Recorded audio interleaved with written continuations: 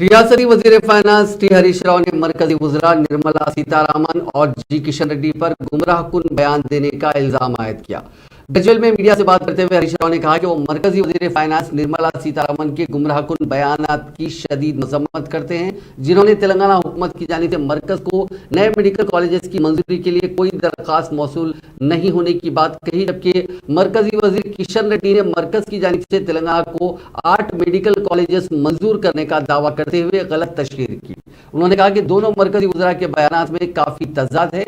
हरीश राव ने कहा कि मरकजी हुकूमत ने 157 मेडिकल कॉलेजेस मुल्क भर में मंजूर करने का ऐलान किया था, जो मुकम्मल तौर पर मरकजी हुकूमत की जानिब से चलाए जाने वाले हैं।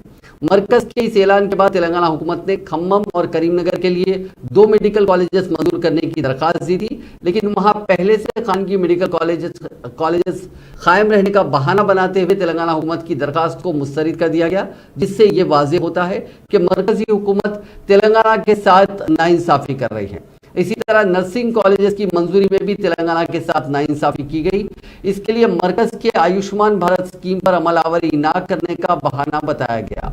हरीश राव जो सेहत के भी वजीर हैं, उन्होंने दावा किया कि मरकज की आयुष्मान भारत स्कीम से काफी बेहतर स्कीम तेलंगाना में अमल होने वाली आरोग्यश्री है। आरोग्यश्री स्कीम के तहत हर साल रियासत में 800 करोड़ रुपए खर्च किए जा रहे हैं, जबकि आयुष्मान भारत स्कीम के तहत सिर्फ 150 करोड़ रुपए भी खर्च नहीं किए जा रहे हैं।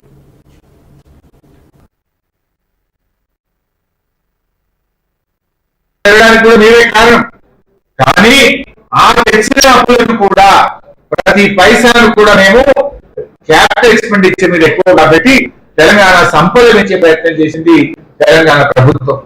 ఇది మీకు మాకున్నటువంటి తేడా. మేము ఏం మాట్లాడినా ఒక డేటాతో మాట్లాడతాం. నిర్మలమ్మ గారు నిన్న మాట్లాడుతూ ఉపాధి హామీకి పనులను బట్టి నిధులు ఉంటాయని చెప్పారు. డిమాండ్ బట్టి మేము నిధులు ఇస్తామన్నారు. మరి డిమాండ్ బట్టి నిధులు ఇచ్చేదితే తెలంగాణ రాష్ట్ర ప్రభుత్వం కోరినన్ని 10 దినాలను ఎందుకు కల్పిస్తలేరు? మేము కోరిన